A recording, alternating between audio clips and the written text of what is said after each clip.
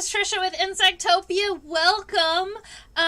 We've been chatting in we've been in the chat for about 10 minutes now, talking about different insects that we could be sketching today.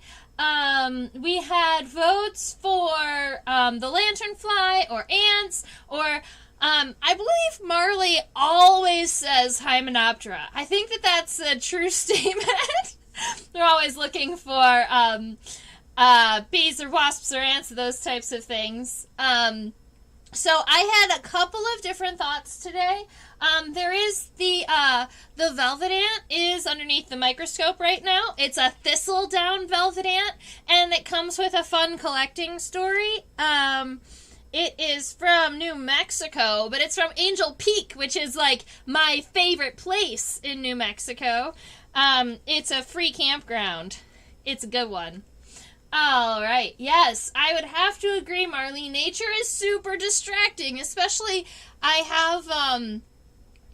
have 4 drawers of pinned specimens right now. And lots of specimens that I should be pinning and putting up into my collection, but I kind of ran out of unit trays. And I've been waiting on my BioQuip order, and then BioQuip closed down.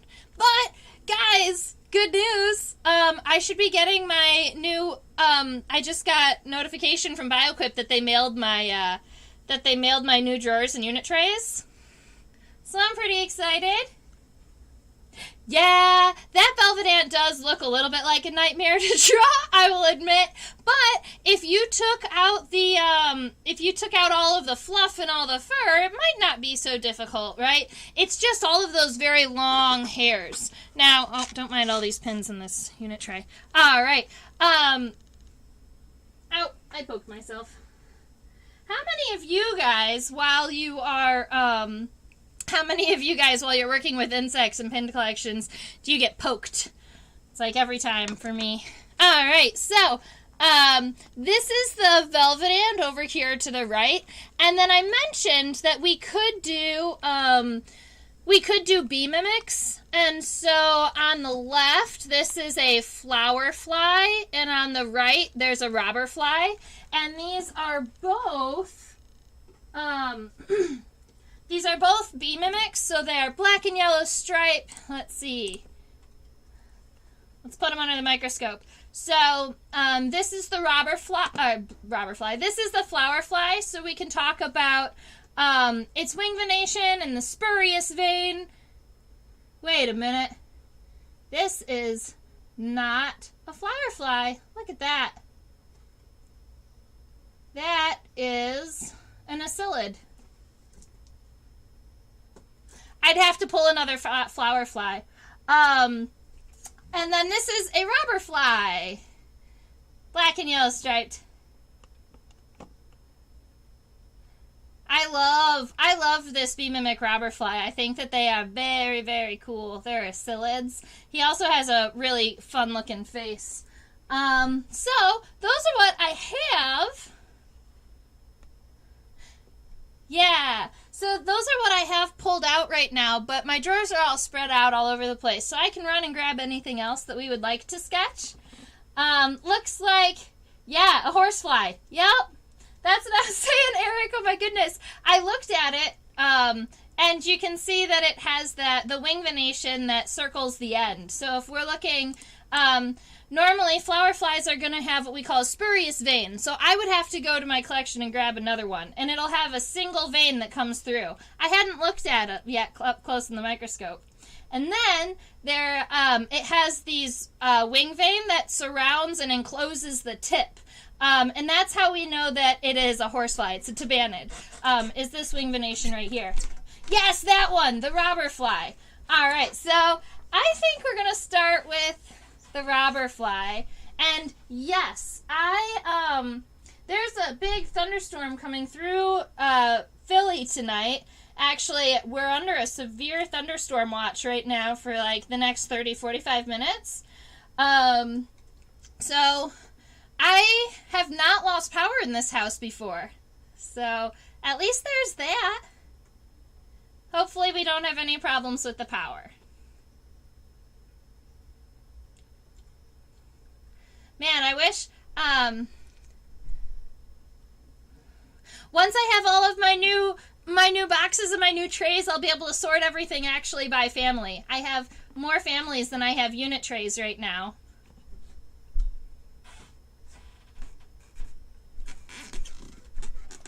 Alright, so I'm trying to decide if we were going to start with this dorsal view, checking out our robber fly from the top, or maybe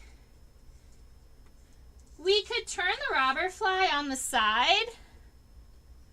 I'm kind of a fan of this lateral view right now.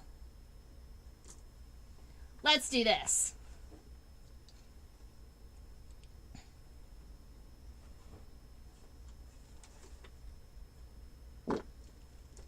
So, let's see.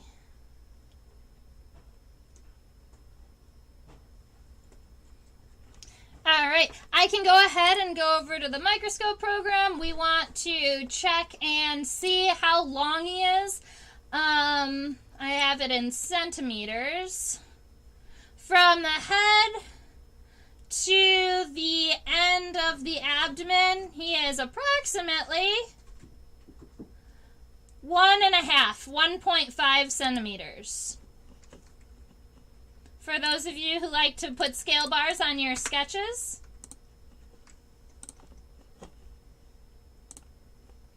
Obviously, ask any questions you would like about the insects. Let me check.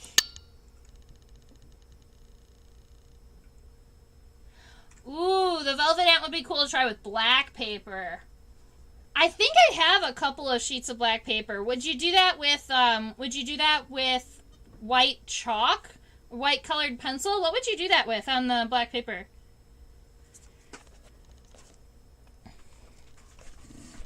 Alright, so that's our view from the top.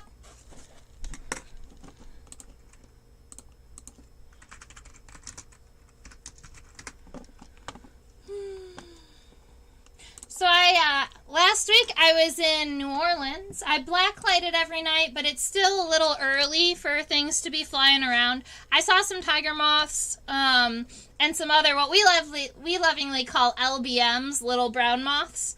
I'm working on identifying them, and then I'll let you know what I saw. All right, so this is a robber fly, and I haven't identified it past acidity, but some of you may know if this bee mimic is one species or if it's a genus. So let's see. Need to get this open. All right. So this is going to be a species of robber fly. And keep in mind that this is a true fly. So it's gonna be two words. Things like butterflies and dragonflies aren't real flies, right? So the fly is actually part of the name. But when you separate it, you can say, all right, now that's kind of the true version. So stink bugs, for instance, are two words, and they are a true bug. Whereas robber flies are a true fly, meaning they're two words. All right, so I'm gonna leave this this view of the whole body up really quick while we give the first sketch. Ooh, black lights during Mardi Gras would be fun, Marley. It was a little late for Mardi Gras when I went, but so I'm gonna start, and I'm just gonna give myself a rough sketch of the overall image of the insect. And then we can go back in and add all of the detail. This is how I've been making sure to keep the entire sketch on the paper, because I had been, there have been a couple of times now where my sketches went off the paper. All right, so I'm going to give myself just an overall kind of nice and thin head to work off of. You can see that there is some space between the head and the thorax, so I'm going to go ahead and kind of connect it to the bottom and give myself this nice rounder square to rectangle to give myself something to work off of. And then going to throw in this abdomen really quick.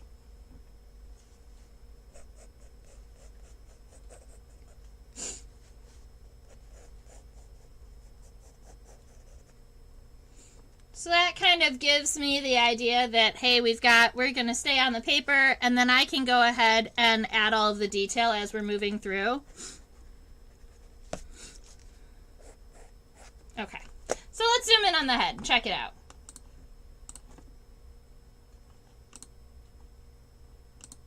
Hey.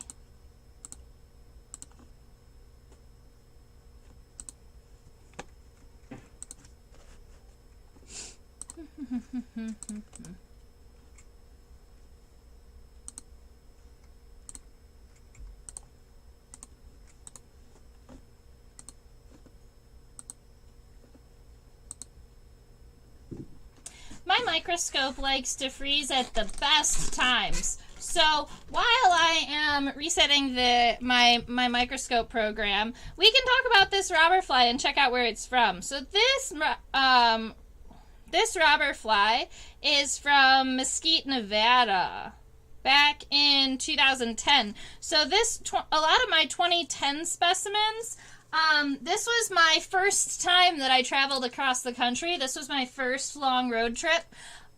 Mesquite, I remember very specifically, and actually this robber fly might have been collected. We sketched the cicada killer and the cicada from Mesquite, Nevada, and they were on a tree in a rest area. And I believe that this specimen is also, I believe that this specimen was also from that same rest area in Mesquite.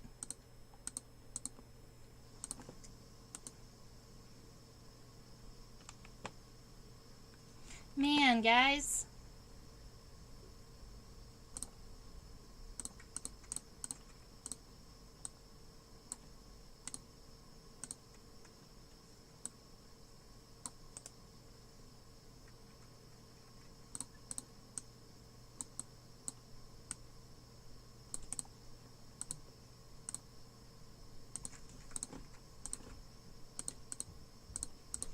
To yell at my microscope program for me. It had been doing good all the time. All right, we have a genus from Eric Eaton.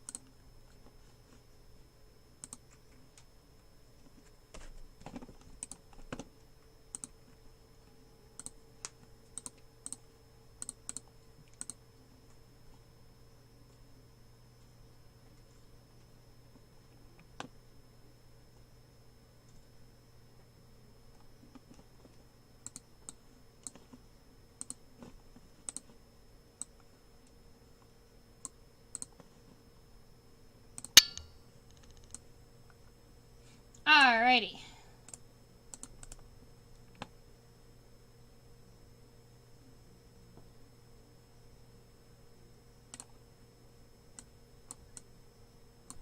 Am I all back? I believe I am. Alright. Brownie points for the first person who lets me know that I am back and in action and my audio is good.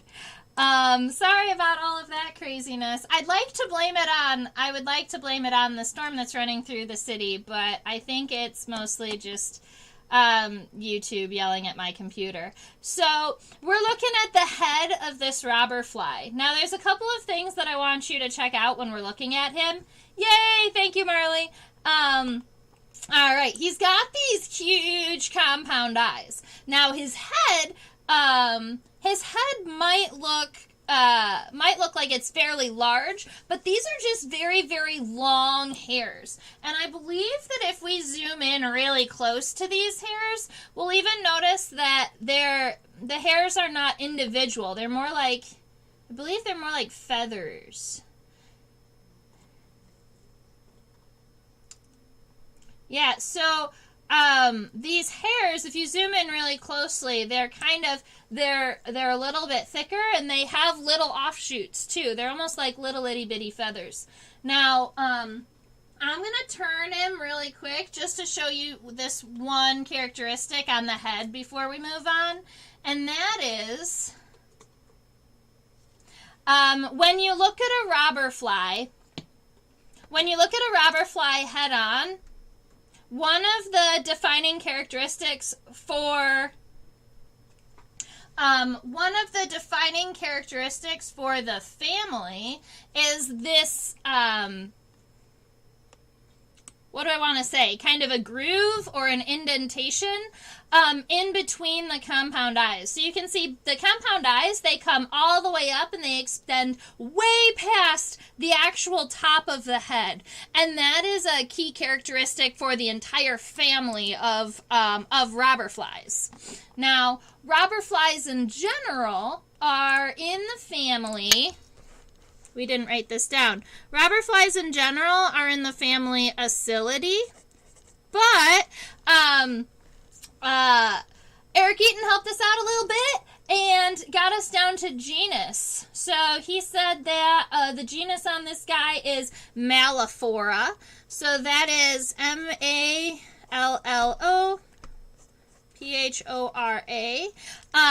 And then this is one individual, so it's only one species, so you can say SP if you don't know exactly what species it is. So this is Mallophora SP.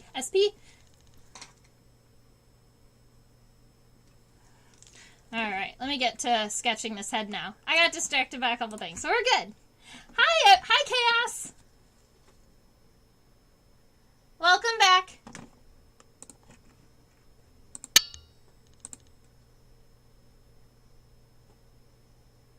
Alright, so I'm going to go ahead and change the shape of this just a little bit so that it is more flat at the base where it's going to connect to the thorax. And then I'm going to go ahead and give it those eyes. And keep in mind, those compound eyes, they're going to extend past where you think the head was. So wherever your headline was, go ahead and go a little bit past. And then down. And we're going to go ahead and erase this line right here. Now, if we were to look down here at the bottom of the head, there looks like there's almost this dark spot right here. That's not the leg on the other side of the head where you could almost be convinced that it was. This is actually the mouth part. And to see that mouth part, we're going to have to turn the specimen almost upside down to see kind of past all the hairs. But we will. I just want to get this lateral sketch done. So, he does have a mouth part, and we'll have to go back and kind of add on to this. He's also got lots of long, thin hairs all over his head, but you'll notice that Amy asked if I can pluck a hair out. I don't think that I can. I think that the hairs are going to be too thin.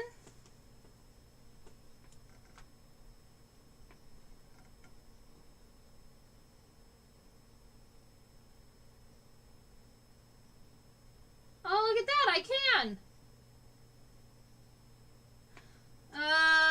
Whoa, then what?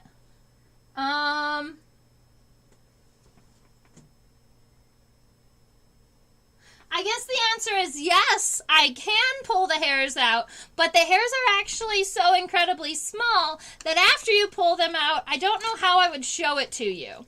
That would be a good excuse to have a black piece of paper on my microscope. That is a true fact over there. Chaos robber flies have an incredibly high, they are epic predators, right? And we'll actually notice the way that this specimen was pinned. The front and the middle legs are moving forward. Now, a lot of times when you see insects standing, their middle legs are going to be going backwards, right? So the front goes forward and the middle and the back always are generally going back. With robber flies, they will actually fly like this with two legs up in front of them, because when they're flying and they want to catch something to feed on it, because they're predatory, right? They're going to be eating other insects. I've actually seen these guys eating bees. They will catch their prey with their first four legs, and so that's why their legs up there are all pointing forward. I'm going to go ahead and scoot this back a little bit. There isn't a lot of detail in the head that we can see, so I want to just zoom in to our thorax to get a good idea of what we're sketching here.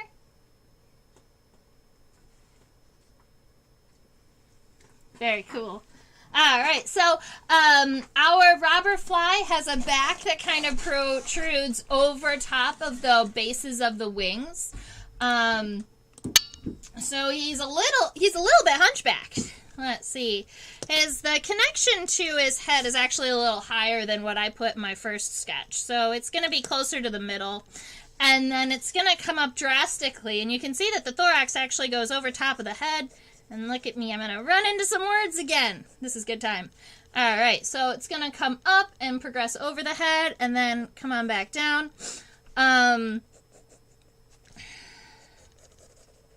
There we go. Something more like this. And so giving myself a basic outline gives me the idea for the size, but as it turns out, I'm going to be shifting it up just a little bit.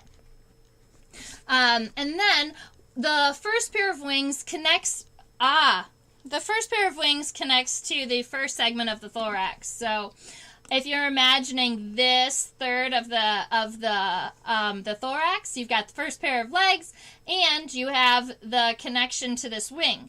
Now, because it is a fly, my robber fly is only going to have two wings, right? So that's the characteristic for the order. All flies have two wings instead of four. I'm just giving myself an easy connection to the wing. So I'm going to go ahead and give it this kind of humpback. And then where it connects, I'm not going to throw the wing venation in there just yet. And I kind of love this like tuft of yellow hair that's at the base of the thorax where the wing comes out, right about here. I think that it makes me happy. We're just going to go with that. It's kind of fun. All right. Going ahead and looking at the legs, I'm a fan of legs. I love their segments and checking out like the long different hairs. And you guys know that I like tibial spurs. So we're just going to have to zoom in on this first pair of legs and see what's up.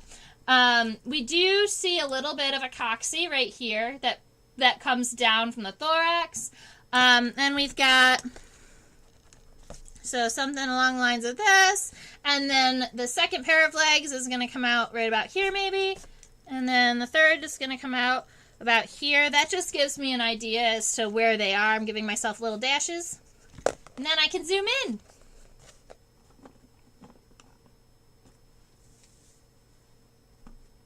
Oh no, Marley, we should not kill the robber flies because they don't just kill bees, they kill lots of things. They're a generalist predator. So, killing these guys wouldn't really save the bees at all, right? They feed on so many different types of things. They're also native, so they're not really going to outcompete or out-challenge any of our any of our like native robber flies, for instance. They're not going to outcompete them. Look at that. So I know that in dragonflies, when they are catching prey, dragonflies will have long hairs on the insides of their first 2 pairs of legs that help create like a little basket while they're flying to help catch food. So like the dragonfly can fly around and kind of catch mosquitoes in its little, the basket that it creates with the hairs on its legs. The hairs on this guy's legs are not long enough to do that, I don't think. But check out those tarsal claws. Those look pretty grippy, pretty graspy, and they can actually fly holding their meal, right? So a lot of times when you see a robber fly feeding, they're not only just eating that insect, they're also generally flying with it. Or I've seen them fly and land, right? But they can catch their prey right out of the air. All right, so we've got our coccyx, and I'm going to go ahead, imagine this one's going down, but I'm going to go ahead and go up for the femur, and then down for the tibia. So that kind of gives you an idea. I'm going to come...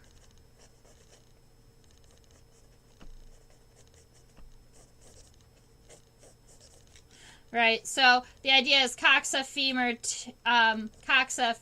tibia. All right, and then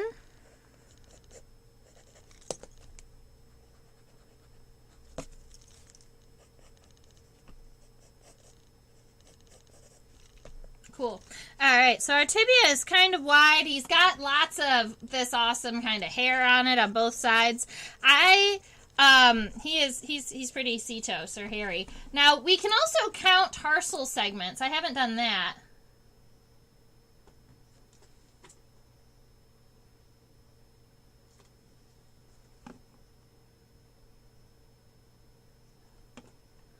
Wow. Look at that.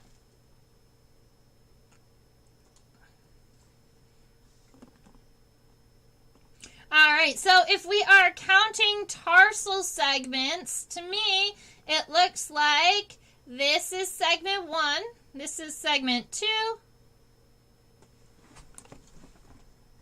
Sometimes the hairs make it. All right, so I'm counting 1, 2, 3, 4 segments. I'm counting 4 tarsal segments. So one about here, one here, one here, and then the end one with the claw. The claw! Whenever I say that, I think of Toy Story. All right, so our tarsal segment, we've got 4 tarsal segments, and the first one is kind of triangular, but the other ones just build off of it. I'm going to make it smaller.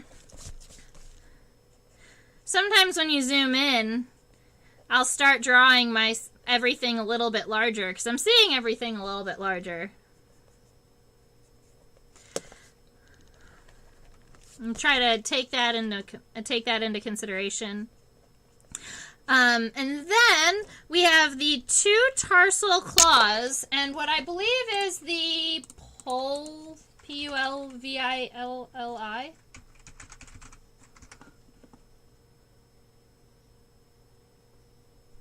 Are the soft cushion-like pads on the feet of insects. Yes.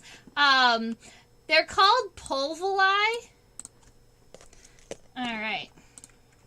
It's like I could spell it, but I wasn't exactly sure. This guy right here, this what looks like that yellowish pad underneath his toes, that is called a pulvilli.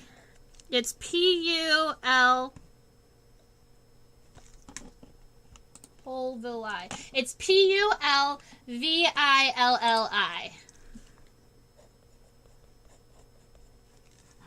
All right, and that's just the name for the pad in between their claws. Some insects are going to have 2. Some insects are just going to have 1 larger pad. Their eyes interest you, Chaos. Does the tarsal segment help grasp the prey? Yes. So all of those tarsal segments, they're like their toes, right? So mostly those two hooks are going to help kind of grab and hold on to the prey. But my guess is that a lot of these hairs will help kind of create friction and kind of help wrap up, like help catch the insect. That would be my guess, because dragonflies have kind of the same thing with hairs on their legs. These hairs aren't incredibly long, but I definitely think that there's something to do with it catching its prey. So this leg is a little bit different because it is facing directly at us, but we can see this is the tibia here, this segment, and then the tarsal segments are right here, and they're coming out towards us, so we can really see them as we change the focus, and I might be able to even zoom in.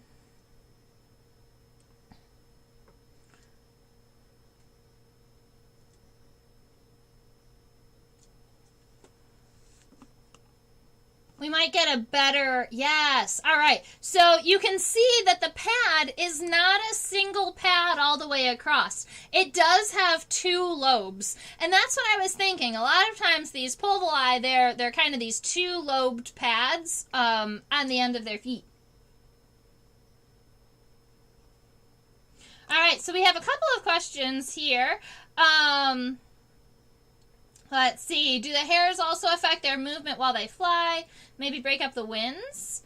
I guess that is possible, but I'm not sure how. I don't think that they would break up the wind too much. All of the hair on the body and on the I think all the hair on the body and the hair on the head and the abdomen is from is to help it mimic bees, but also, even though they are predators, they do spend time around flowers, right? So they're trying to help mimic, trying to just blend in with everything else that's soft and fluffy, going to hang out with the flowers. All right, so we've got a really good view of the hind leg, I believe. And the hind leg is, the setae, or the hairs, the long, thick hairs on the hind leg is even more pronounced. Look at those. Oh, and the tarsal claws are kind of cool. The tarsal claws are bulbous instead of being individual. You can see that the tarsal claws on the hind leg of my robber fly, you can see the individual segments here. We'll have to zoom in and count. So I'm going to leave this image. I'm liking that. I'm going to leave that image right there. I'm going to go ahead and add my middle leg. And that leg is going to be very, very similar to my first leg. So I'm going to go ahead and give it this coccyx that comes down. And then the femur that comes up. And I am going to make it so that the first two legs are moving forward so that we can, so that I can make reference to the fact that that's kind of how they catch their food. The middle leg is going to be on top of the front leg, so I'm going to go ahead and erase some of these lines in here. And then after we get this all sketched out, going back in and adding the hairs and yep, give me this. Going back and adding the hairs and the details is gonna be what makes this robber fly look unique. I almost feel like I want to give a zoom in for the tarsal segments to give you the idea of what those look like. All right, so now on my hind leg, my coccyx and my femur, these are going to be moving backwards. This helps balance.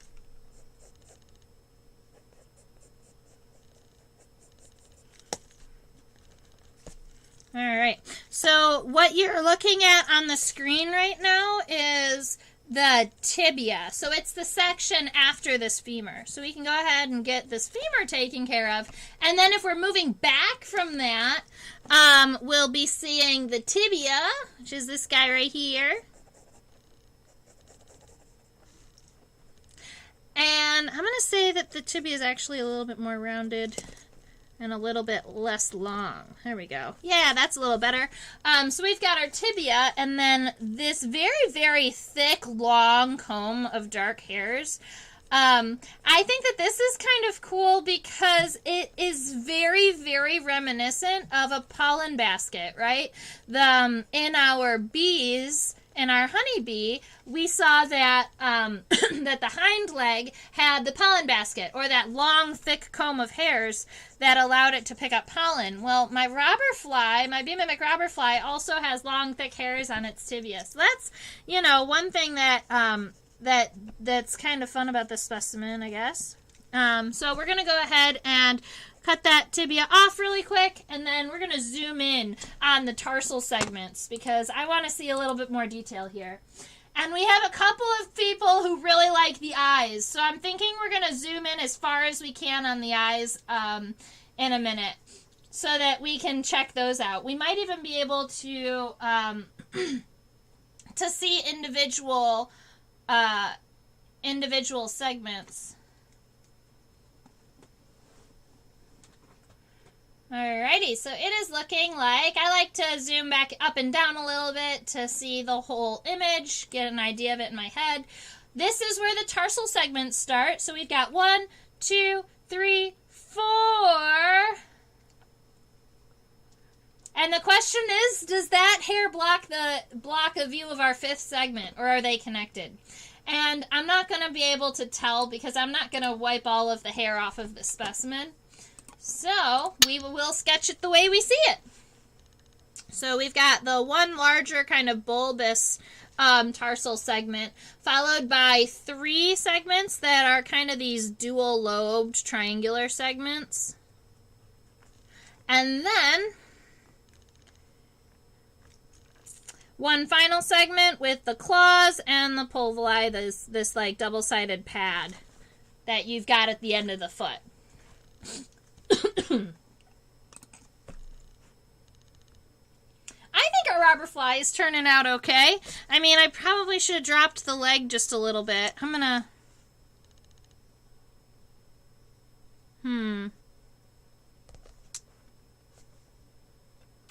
I think it's fine. I wish... Well, maybe I can get these tarsal segments. If I put the tarsal segments, instead of going down, if I droop them this way, it'll look like he's flying. I'm okay with that.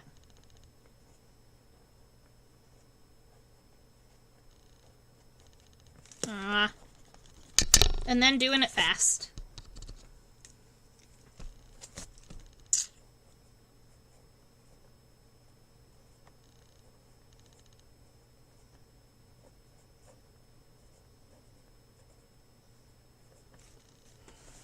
That's good. Alrighty, so I have my fly's hind legs. So we've got the legs taken care of. The wings, when you're looking from a lateral viewpoint, you're not really seeing much in the wing venation. Alright, so these guys are kind of just flat little papers. And then if we're looking at the abdomen,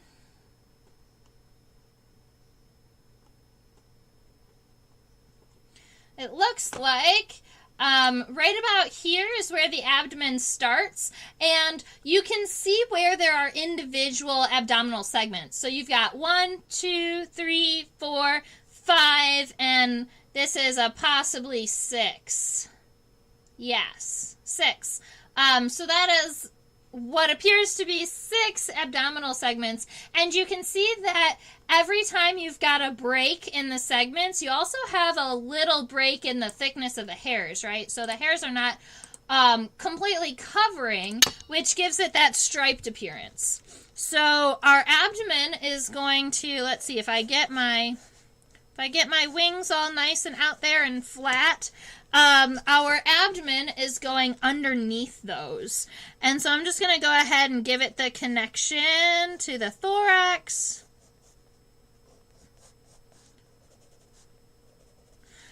It's not going to connect on the very, very bottom of the thorax.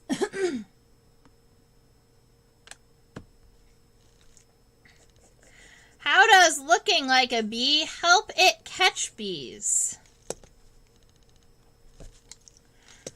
Well, that's a good question because I have a couple of different thoughts. You can respond very similar to, like, why does a mantis that's trying to catch bees look like a flower? It's trying to kind of blend in. But bees should know each other from the pheromones they put out. So I'm not sure about Mallophora, about this genus, whether or not they have, whether or not they might, like, release pheromones. It might not help them catch bees. It might help them. So some insects are going to pretend like they look like bees because they want predators to think that they can sting to defend themselves. So it could just be a defensive mechanism. Does anyone else have a better answer out there?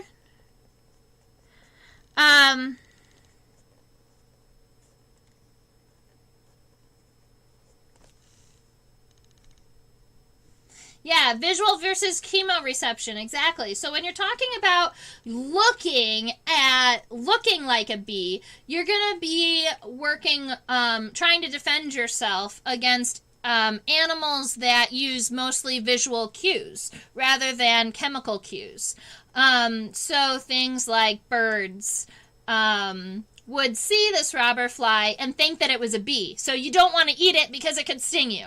But bees are going to see this robber fly and know right away that it's not one of their own because of the chemicals that they are putting out.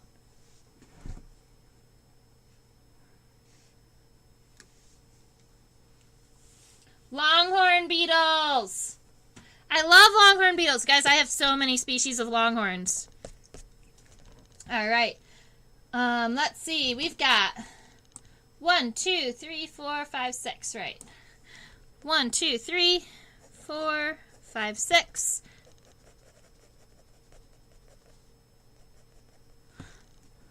All right. Okay, so we've got this overall sketch of our friend here. I feel like to really come across as a bee mimic, you've got to add all of the color. And so for those of you guys out there who have colored pencils, this would be a perfect time to go ahead and color it in just a little bit to show that it's a bee mimic. And I think we can zoom in on the eye really quick. Coleoptera next week, guys. All right, we called it. That works for me. Let's go zoom in on these eyeballs.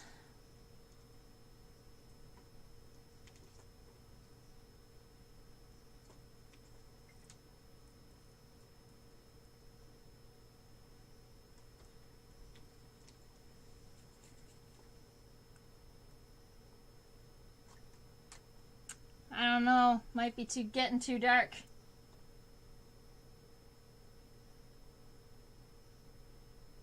Oh.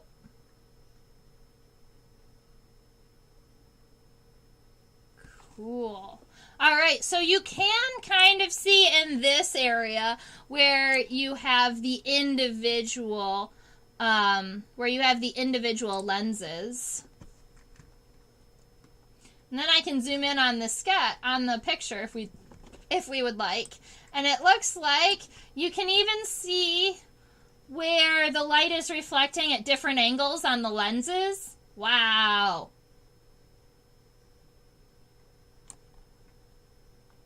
All right, that's kind of cool. Thank you for the zoom in on the eye suggestion. So I hope that you guys enjoyed checking that out. Definitely Coleoptera next week. It looks like... Right.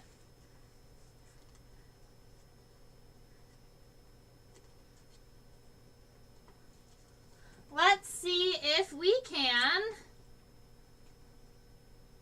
Yes, there we go. So this is going to be a view head-on from our robber fly.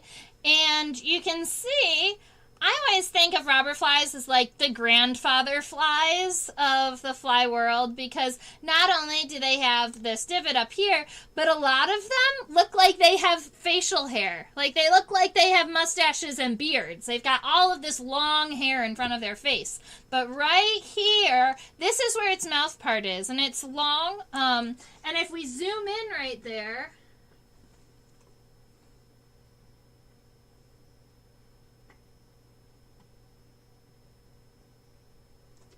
let's see how close we can get.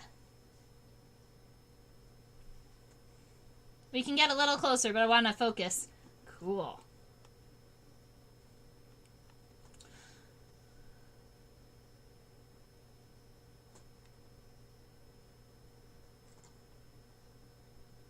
All right, so this is what the tip of his mouth part looks like.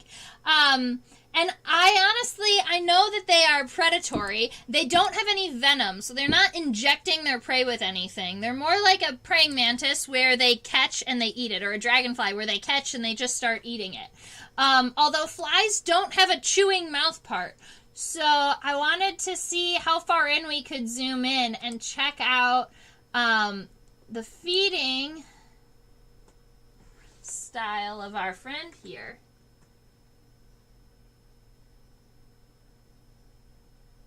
Yeah. Yep, so that's our robber fly. Doop, doop, doop. I think he's kind of fun. I love how much fluff he has. I love that he is predatory. We can check him out from a top side view if we wanted. The wing venation isn't really too important from what I remember for this family. They do inject paralytic enzymes. They inject them.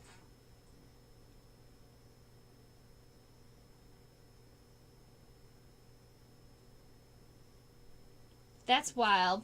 I'm going to have to read more about robber flies, guys. There's just so many insects out there. It's hard to have, that overall. So they inject paralytic compounds and enzymes to pre-digest their prey. I guess that makes sense because a lot of flies do pre-digest or digest their food outside of their body. They'll spit on it and wait for it to kind of break down and then use a sponge-like mouth part to suck it up. I'll let you know what I always imagined. And then I always imagined that they had this kind of longer mouth part that had almost like little knives on the end of it that kind of that cut into their prey and then drank from that. But I guess they actually do inject. So does that mouth part then pierce, Eric? Was that a piercing mouth part? Or do they have like little knives on the end of their mouth part and then kind of spit on their food like a fly would?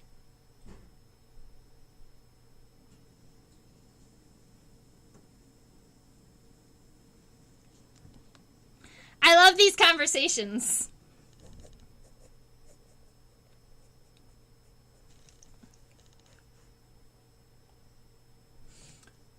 Sheath enclosing stylets. All right, so that is kind of similar to a mosquito's mouth part. Thank you. Appreciated. So, if you've never, there's a really, really cool YouTube video out there. I don't remember who creates it. But if you look up mosquito mouth parts, there's a really awesome video out there of the breakdown of the different parts of a mosquito's mouth. Because I think it's 5 needles, but it could be more. Because they have one that kind of hold the skin apart, one that injects, one that saws, and there's a video that shows all and breaks down those mouth parts. So what Eric is saying is they, Right, is that they tend to kind of pierce. So what we were looking at here was likely a sheath, or it was holding something that would likely open up and then have a needle-like mouth part underneath where it can then stab, inject, and drink. Okay. Yeah. I didn't sketch the antenna on my robber fly. And I really wanted to do that.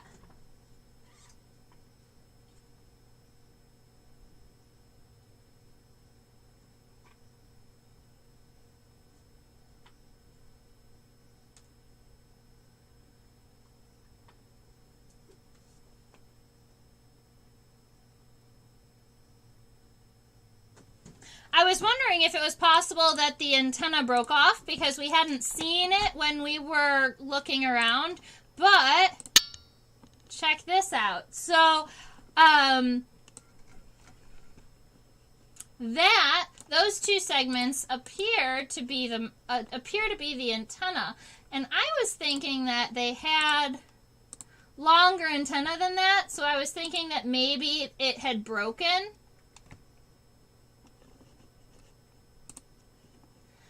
But that looks like a rounded end. That almost looks like it could be the entire antenna right there. All right, so that's what my specimen has for an antenna. It's just those two kind of shorter segments, and they have it has a couple of hairs on it. I don't know if we would call it an aerostate antenna because it's got more. It's not like the sausage-like that we saw in the green bottle and blue bottle flies. I always like to crosshatch inside of compound eyes to give it the impression of the individual eyes. Awesome. Alrighty, so I think, yeah, the antennae are broken. So that's what I have on this specimen, but we would have to pull another one to see. Guys, insect specimens are very, very fragile. Look at those eyes.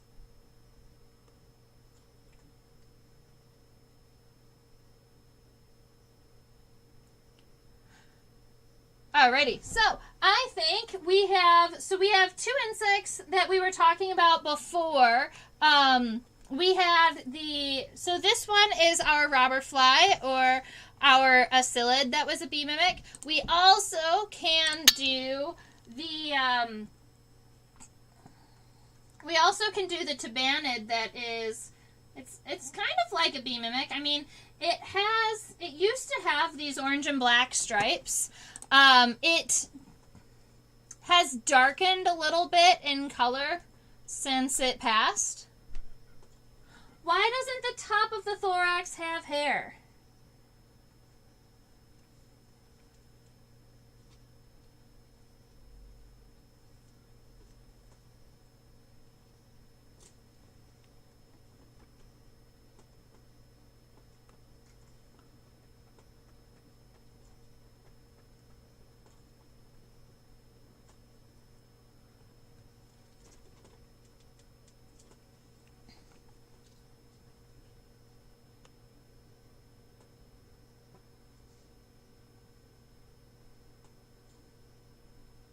That is an astute observation.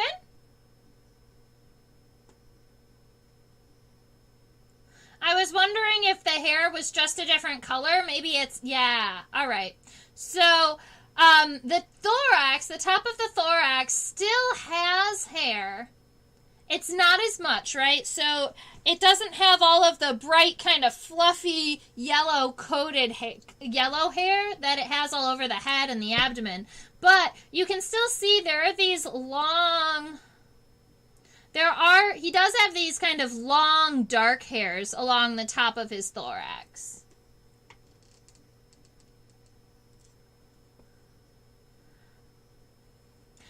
So if the question is, why doesn't he have fluffy yellow hair on the top, my guess would be so that he could look a little bit more like, because he's mimicking a bee, right? But I don't have an answer for you as to why that. You're welcome, Deborah. Alright, so let me get this guy all put away. We have this fella right here.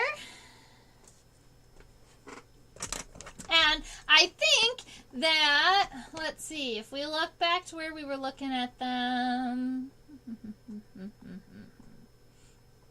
Eric says that. Let me check. Because it is a tabanid. So we can tell that it's a tabanid with the wing venation. And it does have, it almost looks like this is a very, very dark orange color. I do believe that when it was collected, it was a brighter orange, more of a vivid orange color.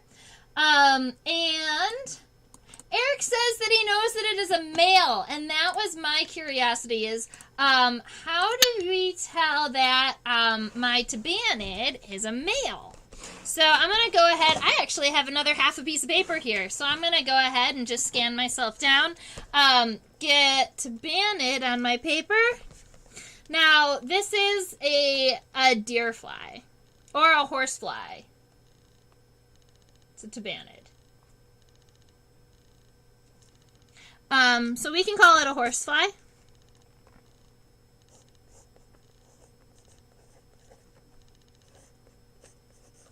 Another biting fly, all right? Another predatory guy likes to feed on other animals. Now I like for the horsefly, for the tabanid, so that's going to be its family name. For tabanids, I really like a dorsal view, so I'm going to go ahead and zoom out as far as we can and get an approximation of the size of this fella. Hopefully when I put it sideways, I'll be able to, it'll fit in our screen. Look at that. Just barely. We'll be able to measure it. Okay. So it looks like from the front of the head, I'm not including those antennae that are sticking up out there, to the back of the abdomen,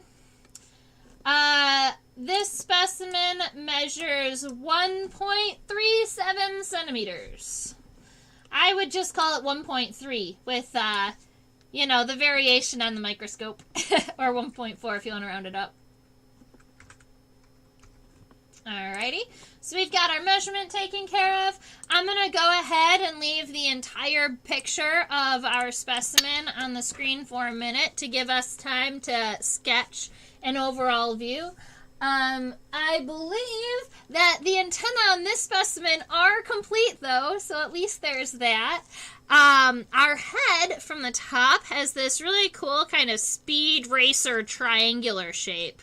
Where you can kind of see where the thorax kind of connects into the head, but the eyes kind of are forward and back. So that's going to be, that almost looks like a Pac-Man with an open mouth. Alright, something about flies is when they get older, especially when you have a fly like this, where you can see that the head is very separate from the thorax. When these specimens get old, their heads can just fall off, right? So the head is essentially on a post on the thorax. And they're not always the most structurally stable parts of the fly. I would say if this fly was going to fall apart, it would be the head or the legs, right? Legs are famous for falling off insects, though. All right, night, Elizabeth. It was fun chatting with you and talking about robber flies.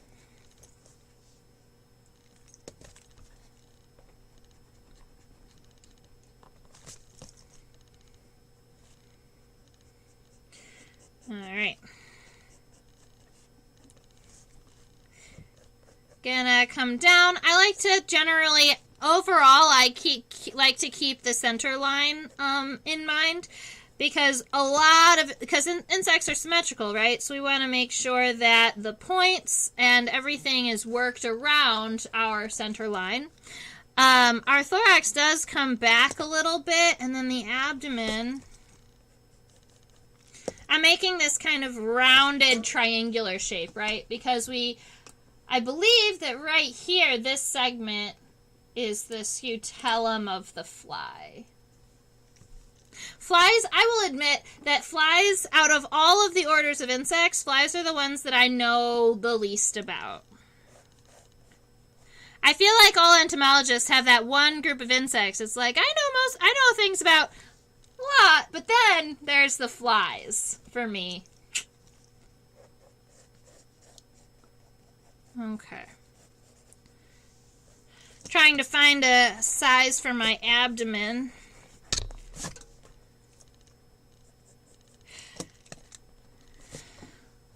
Something like that, I think, will give me the shape I want. So I've got my head, my thorax, and abdomen kind of sketched out, and then we can zoom in and we can check out the different body parts. Now, our wings are also going to come off of the furthest kind of point in this thorax. So when we come to that, we'll be able to add those. Yeah, something like that. All right, let's zoom in on its head.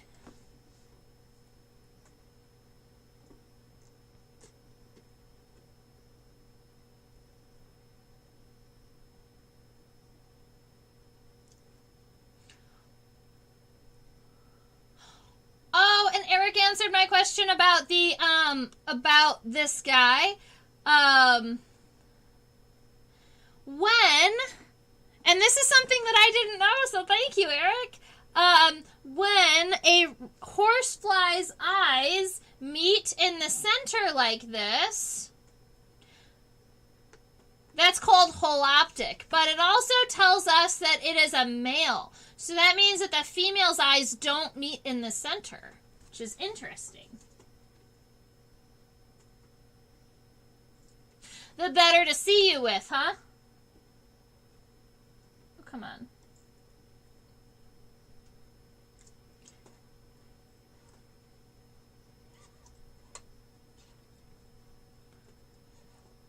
There we go.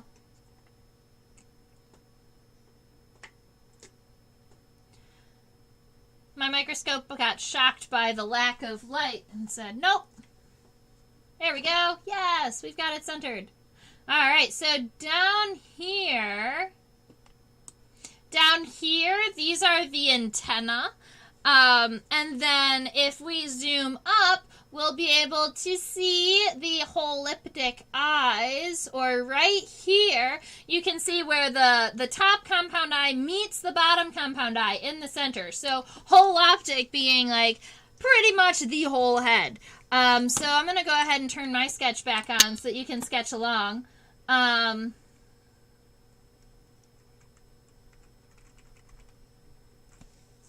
Chaos, are flies one of your favorite things? Alright, so I'm going ahead and giving myself more of a rounded edge.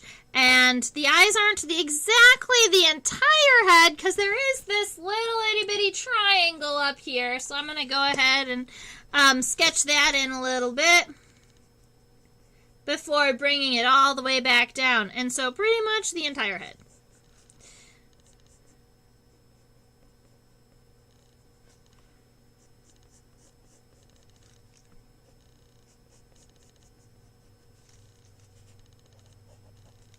Male.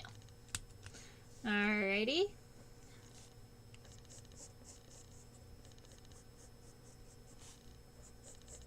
And then if we're going off of the front of the head, I'm going to go ahead and zoom down a little bit so that I can see these antennae a little bit better.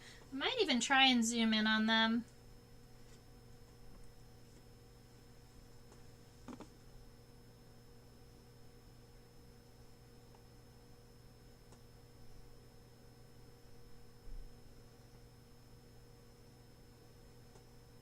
Cool. cool. I think that that works pretty well.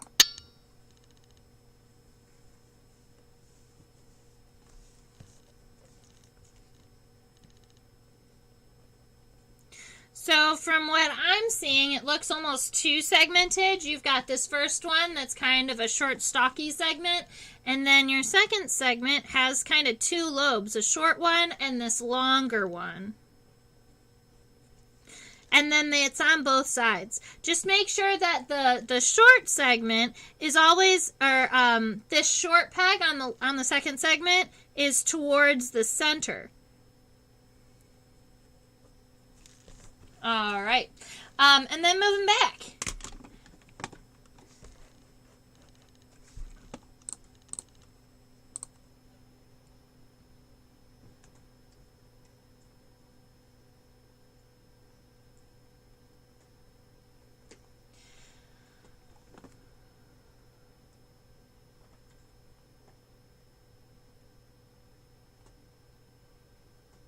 Cool.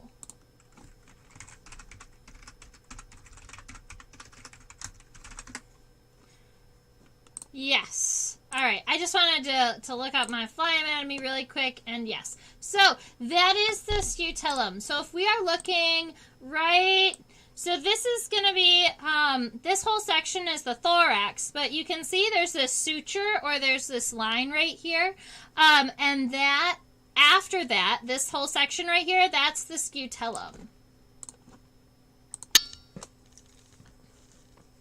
So that's going to be one characteristic of flies. A lot of times when we're identifying flies, you will find characteristics on or around the scutellum or under the scutellum. There are some flies that are described and separated, distinguished by small bristle-like hairs underneath the scutellum. So sometimes when you're identifying flies, you actually have to turn the specimen so it's facing away from you, and then look at the joint in between the thorax and the abdomen to see if there's these little comb-like bristle hairs on the bottom side of the scutellum. So sometimes fly identification can be a little bit tricky. I'm going ahead and finalizing some of these angles. Now, I might actually add that the furthest angle is not up here in the top, but it's kind of this, we have a little bit of a racing angle before, so I'm going to go ahead and take that angle down. Shape is more like a pentagon than a rectangle. And then from these angles on the top and the bottom, that's where the wings are going to be connected. So that's where these lines would come off.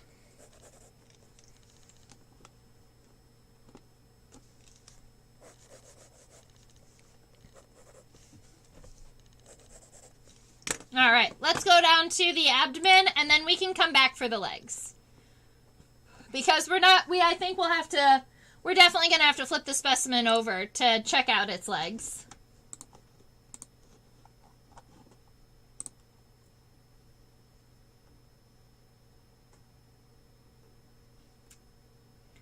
The eyes do look super cool on this one. I'd have to agree, Marley. So, I also believe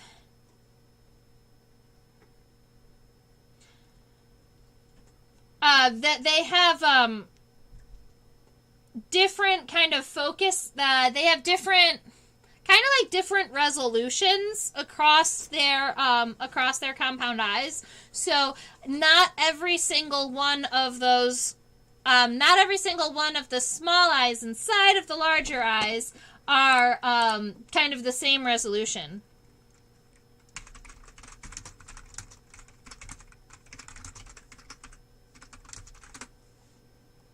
Ommatidia. That's the word. So, ommatidia are the name for the individual small eyes inside of the compound eyes. That is spelled OMMATIDIA. Ommatidia, ommatidia. And those are the actual individual segments inside of the compound eyes. And ommatidia is a plural word. So if you're talking about an individual segment, you would say the ommatidium.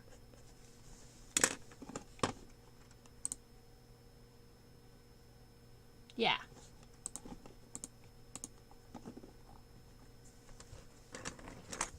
Alrighty. Yay, abdomen time. So these abdominal segments do look like they are, that they could kind of pack into one another. So when we are going about sketching these, we're going to make sure that we have those individual segments kind of focused out. The abdomen does connect underneath the scutellum, so the abdomen is going to actually connect down here. So you'll see that this angle, this rounded part, goes past the abdomen a little bit. So we're going to make sure when we're adding the abdomen to come up. I'm going to erase this. All right. And then I have, let's see, how many abdominal segments do I have? We're going to count this one as 1, although it does end at the end of the scutellum. So we're going to count 1, 2, 3, 4, 5, 6 full segments, and the rest of this, which I'm going to say could be a 7.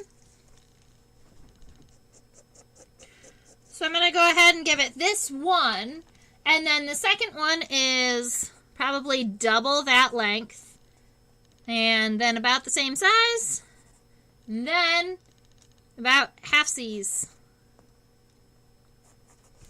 1, 2, 3, 4, 5, 6.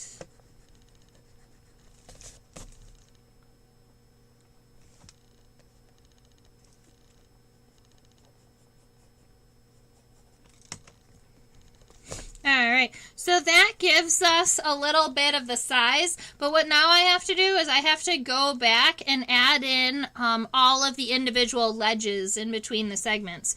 So how I'm going to do that is I'm going to come back here, and then I'm going to give it this angle, just a little one, and then as we're working back, we want to kind of tuck into the last one and go out the next one.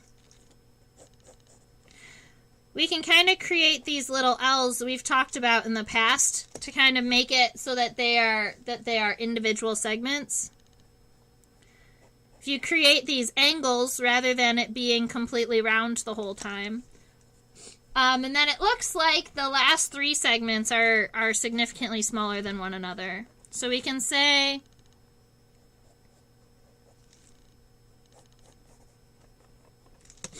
and then if the angle is strong enough, you can go ahead and go back and erase your previous lines. Let's see, and then that might be too much. There, yeah, that's better.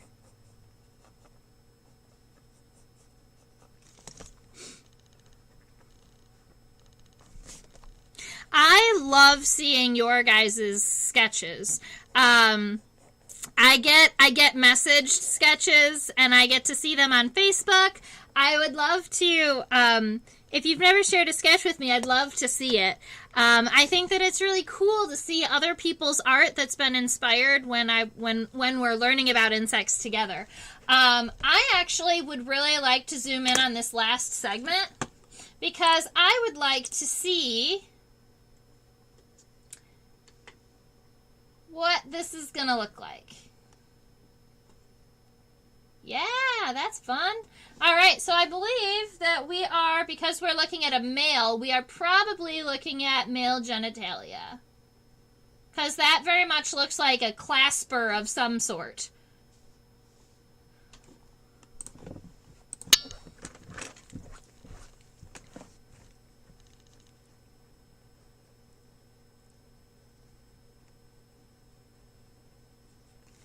Cool. Awesome. So we've got that. Yeah, youch. The dragonfly nymphs. What are the ones in the centipedes? Oh, the centipede eyes? I don't know if I've ever looked at a centipede eyes through a microscope before. I'm going to have to do that.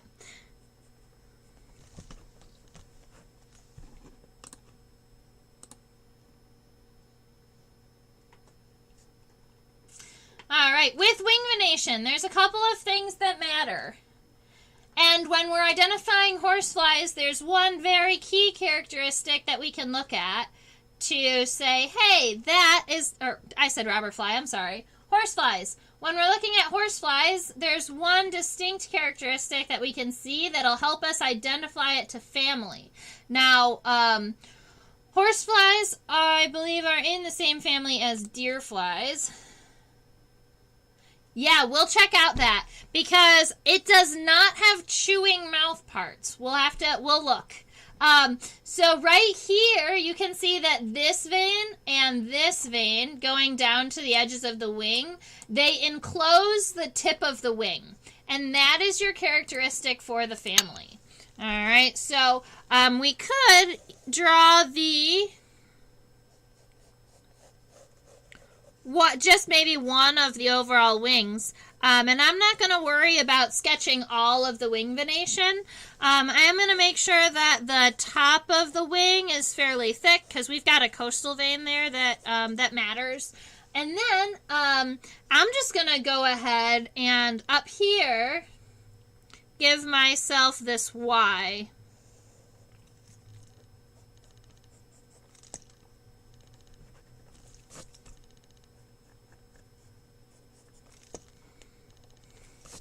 Because we've got lots of other wing venation up here, but not a lot of it is going to matter as much, unless we're identifying it past family. Alrighty. Now, we asked about the large mandibles, so we might as well flip it over and check out what this head looks like.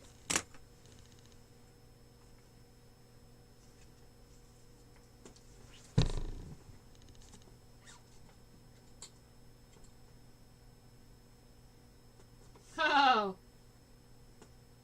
this is fun. All right.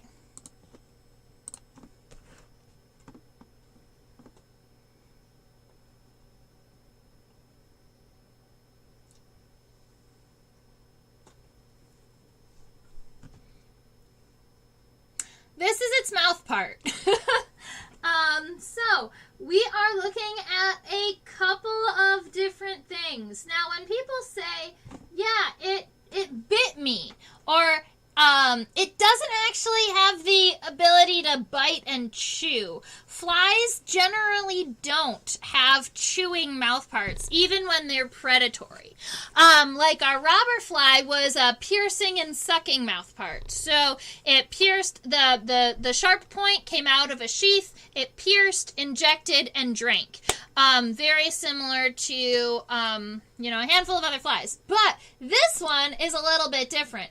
Now, I believe what you see coming up here is an adaptation of the labia or the labial pulps.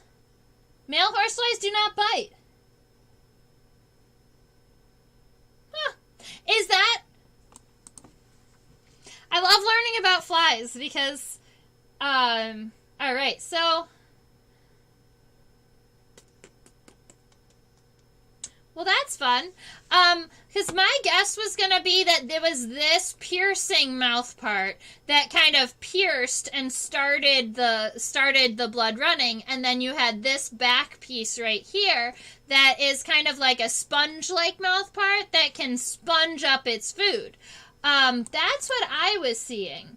Yeah. So from what I know about fly mouth parts, they don't chew and swallow. Generally, they either have a piercing and sucking mouth part where they pierce and drink.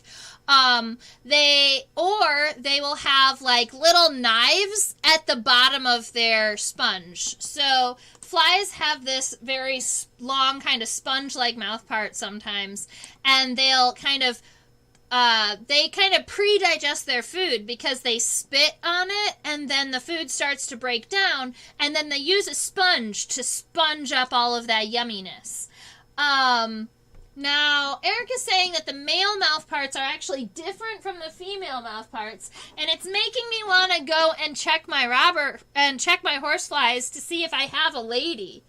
And so, yes, knives to slice, sponge to lap. So, this whole section is a part of the mouth. This centerpiece, I believe, is the slice and dice part, all right? It's the pokey part.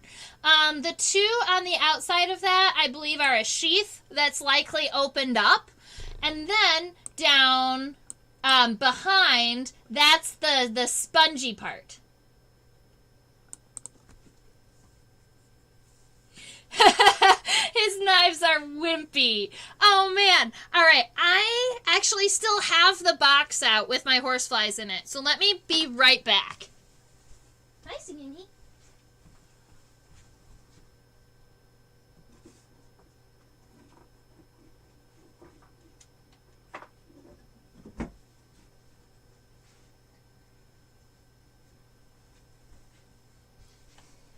Alrighty.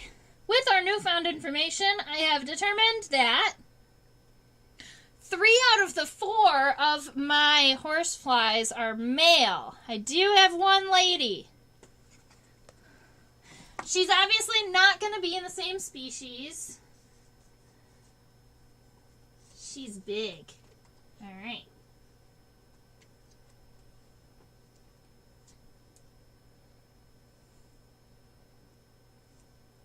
So this is my lady friend here. And we're going to check out her mouth parts and see.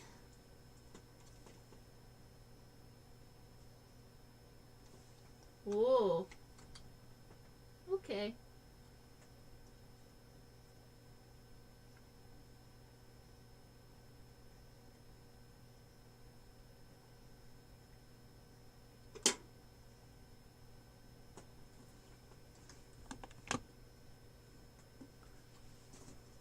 Flies are kind of gruesome.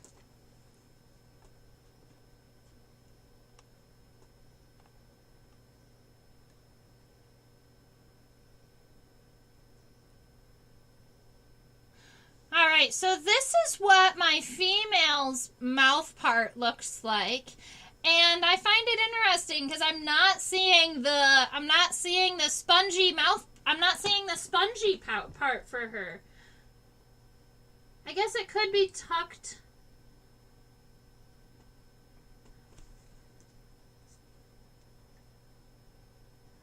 I'm checking to see if it's tucked up underneath her head, maybe.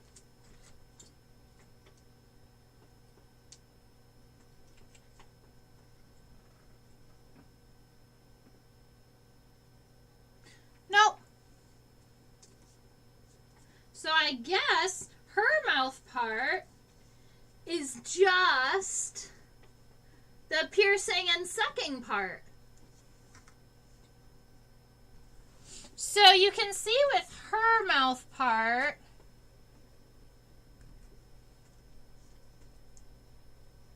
she's so much bigger. You can see with her mouth part that when we look, yeah. So this right here is the piercing part, this kind of darker orange, and it has kind of a sharp end. But I am not seeing that sponge mouth part, the kind of sponges and laps on her. So maybe she does pierce and suck, and he pierces just to kind of cut it up. Her sponge is behind the blades. Oh, right. You want to see the eyes to confirm she's a lady?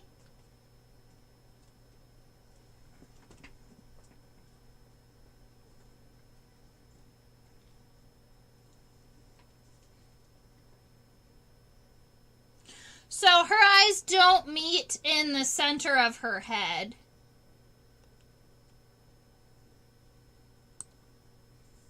I would say that's definitely more of a definitive gap in between her two compound eyes. So that would be, from what we've learned today, that would be a lady instead of a man. Did the robber fly have different mouth parts, or did it just have the tube? See, that's what I was trying to look for when we flipped it over and zoomed in on it. I believe we just saw the tube, but the tube on our robber fly that we saw, I think we had decided that it was a sheath. So the tube on the end of this mouth, let's put it right here. The tube on the end of this mouth, in theory, is actually going to open up, or it maybe even has, it might not even open up, it might just be just like a protective covering for the sharp, pointy mouth part on the inside. Alright, so that's what the overall shape would look like. So we've got the outside that just kind of looks like a stick, but then it's got this really nice sharp point, and that has the ability to come out and pierce and inject and then drink their prey.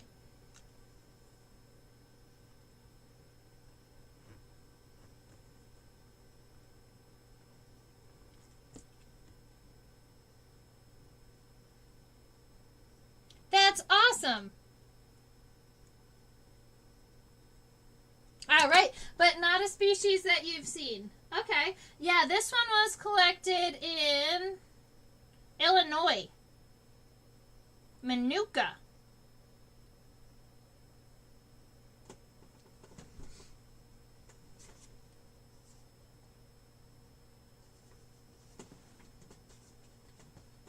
I'm a fan of his mouth parts. Because I think that it's cool that you can see all of the different pieces along with that sponge and the 3 knife parts. So I'm actually gonna, I haven't sketched this out yet. We've been chatting and I've been playing with the microscope. So I'm gonna go ahead and sketch this mouth part right here. Now, insects, we've talked about the different mouth parts a couple of times now. The labium, the chewing mouth parts, the maxilla, the labrum, the bottom lip, the maxillary, the palps, you know, all of those different parts. And insects are generally, because they all have a common ancestral root, they have the same pieces of their mouth part. They're just adapted and changed in different ways. And so I believe that this up here is another piece of the mouth. So right here, that's just an adapted, and I'm not sure what its purpose is other than existing. And then we have the central piece, that's the piercing part. And then we have the 2 that come off to the sides, and those are its sheath.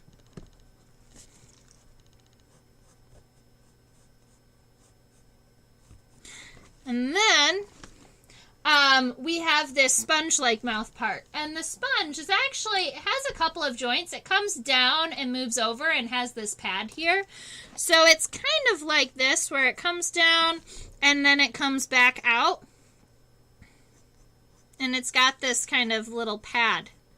And that's where all of these hairs and the sponge is. It's how it laps up his mouth part. Or laps up its food. And if they're not biting and feeding on people, then they are probably drinking nectar from flowers, right? They might even be drinking nectar. Yeah.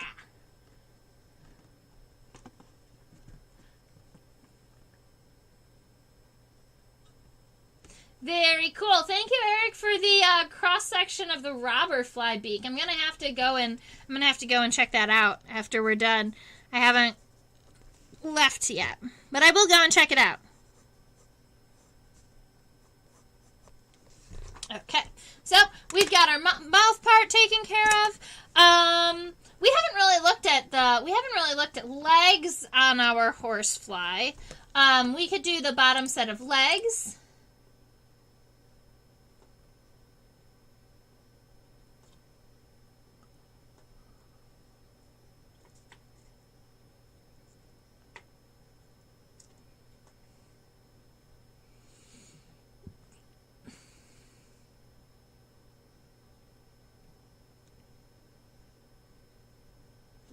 So it looks looks like our horsefly actually has 3 pads on its last tarsal segment.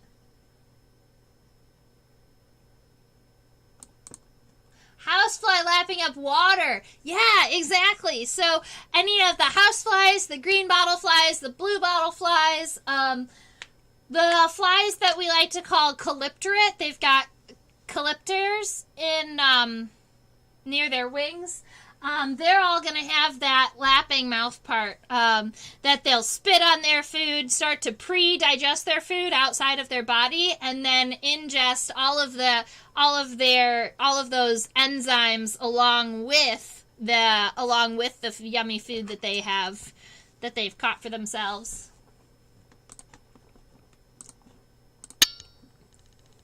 That's probably a pretty cool video, Ryan.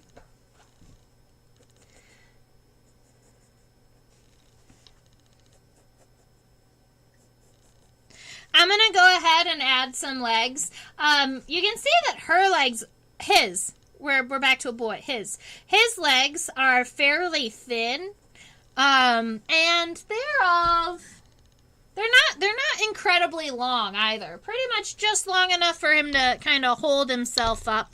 So I'm going to go ahead and give him his femur and then his tibia.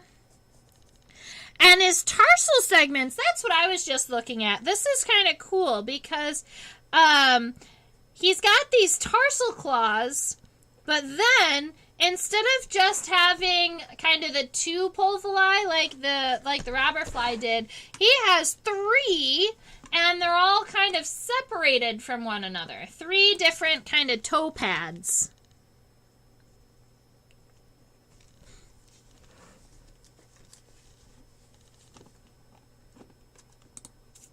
I'd love to see that video, Ryan. How do we share those types of things with each other? We'll have to figure out a way.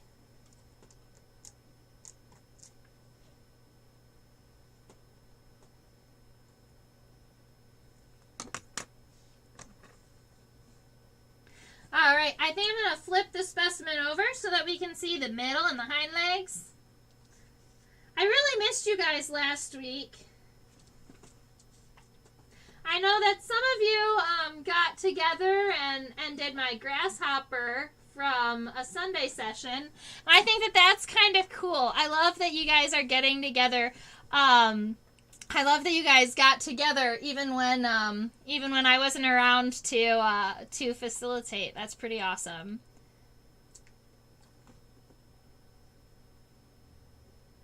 All right, well, it looks like this leg right here went wonky, so we're going to look at this one.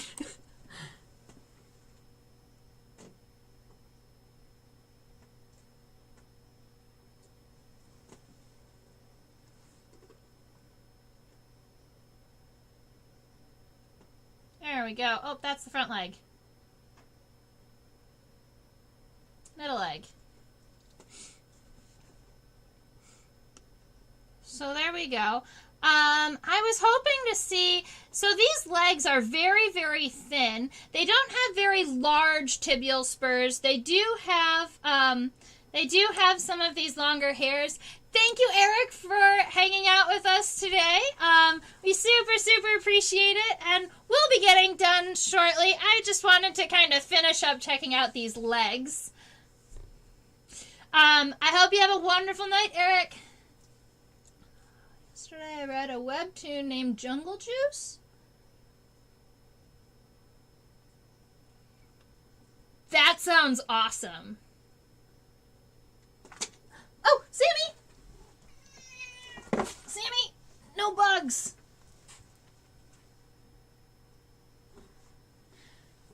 That was my cat Sammy. She wanted to be in the live stream. All right. All right. So we have a middle and a hind leg to sketch really quick. I'm going to go ahead and throw our middle leg right about, let's see, we've got wings. Probably coming out right about here. And we're going to be able to see the femur just a little bit because most of it's underneath. And then the tibia. And then what looks like I'm going to zoom in on the tarsal segments because those look like they're approximately on the same plane. That's what we're looking at when we're looking at microscopes. We can have a plane in focus, and there's not a lot of depth in that plane. And so sometimes you almost have to imagine that you can see things. All right, so the tarsal segments on the middle leg are a little different. There's this one that's fairly long, and then there's 2, 3, 4, and then what looks like might be 5. So we can go ahead and sketch those guys out. He's got kind of a longer first tarsal segment, and then some smaller ones, and then the claw and the pulvili, or those little pads. And then after our mid leg, we can go ahead and sketch our hind leg. Our hind leg is going to connect to the very, very end, but it's also likely going to go underneath the abdomen. So our femur is going to end right here as it's coming out, and then we can see the tibia.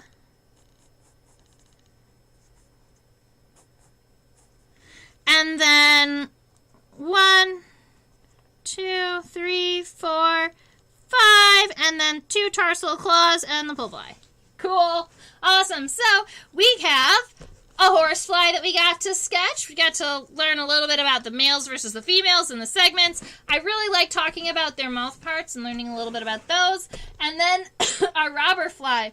And as you know, the distinguishing characteristic for our robber fly, I didn't sketch it when we were talking about it, but it's the fact that we've got these huge eyes and there is a divot in between the eyes. And that's characteristic. So if you see that on any fly, you know that it's a robber fly. I'm pretty happy with our sketches today. We had a couple of suggestions for insects for next week. I will be on the lookout for my spotted lanternfly specimens. They seem to be MIA at the moment. The velvet ant is definitely on the list, but I heard a little bit of hesitation because it was a little bit more detailed, a little bit more complex. But definitely having a coleoptera next week, right? So we got to talk about, yes, longhorn beetles. So I have a variety of longhorn beetles. We have some fairly large longhorn beetles. I have some, they call them Prianus from the American Southwest. Yeah, so Amy says we want to do the velvet ant next time and beetles. So I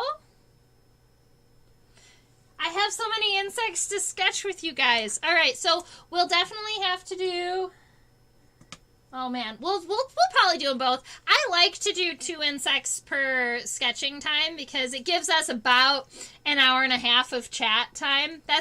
It seems to be right about there where we get about 2 sketches done before we are before we're ready to say goodnight. So maybe I'll put it up to a vote, but I'm definitely a fan of doing. Oh, we do need black paper for the velvet ant. So that is a little bit more of a complicated process, huh? Yeah, we'll do longhorn beetles. We'll have to do the velvet ant as kind of like a special event so that everybody knows to bring black paper. I'll post it in the Facebook group and see how everyone is feeling about that. Maybe we'll have like a planned date for the velvet ant, so to make sure that we are bringing black paper. That's fair, Marley. I get it. No fluffy white things on white paper. And it's funny because when I saw the velvet ant in real life the first time, I didn't think it was an insect. I thought it was some type of seed puff blowing in the wind because it was moving very sporadically. And then I realized I was in the desert and there were no white, cottony, fluffy seeds anywhere. I'm like, oh, that must be an insect. So I got on my hands and knees to look at it. And I was like, it does have legs. And then I got all excited because it was my first ever, they're called a thistledown velvet ant that I ever collected. Alrighty, ladies and gentlemen, so, I guess it is getting time to say good night to you. I have had a wonderful time chatting, drawing robber flies and horse flies. When we get back to the Longhorn Beetles next week, we have all types of things to talk about with them, and we can talk about their boring and their grubs and where they're living, because you've got longhorn beetles in the American Southwest that actually bore into different plants. I believe that there are even some that bore into the cacti. And then obviously you've got like in the Asian longhorn beetle that feeds on that's invasive and is causing all types of damage. So we can talk about a variety of different longhorn beetles next week. And I just want to say thank you for hanging out with me. I super appreciate it. A lot of you guys that hang out here every week have subscribed to my channel, so you can go ahead if you've not and do that. It's super appreciated. I do teach to students also, ages 5 to 8. I've got a junior bug club. Ages 9 to 12. I have what we call the weekly insect studies, where we get to choose a different insect to study every week. This week they wanted to talk about bagworms, so we had to talk about those. I have an Instagram where we talk about different insects. I take microscope images and then I stack them on top of each other, and then we determine what it was by the end of the day. And right about here, that QR code will take you to my PayPal if you would like to support my endeavors in teaching and educating about insects. It's super appreciated. This is what I do. If you've enjoyed what you've seen, go ahead and click the link. The link is in the description box if you don't prefer QR codes. All right. So everybody, I super appreciate you hanging out. And mole crickets. I do have a mole cricket. I believe that its abdomen has gone awry. I'm gonna have to check on the mole cricket just to make sure that it's a sketchable specimen. Some of my specimens are more broken than others, and I try to make sure that the insects that I show you guys have all of their pieces. So I'll have to check the mole cricket, because I think I've only ever collected 1 or 2, and so I don't know where. I don't know how many of those I have. I'll have to check it out. So definitely chaos. I love that suggestion. Also, a Jerusalem cricket would be really cool. I think that those guys, because they have the really cool, almost humanoid heads. I also, if you wanted to start talking aquatics, I have some water pennies that are kind of fun to look at. They're a sphenid, or a type of beetle. All right, well, thank you so much for hanging out with me. I super, super appreciate it. I generally stick around in the chat for 5 to 10 minutes after I end the stream. So if you do have any final burning questions, you can go ahead and drop them in the chat, and I can respond to them there. Thank you so much. I will be live streaming again on Sunday, and then again next week, Thursday.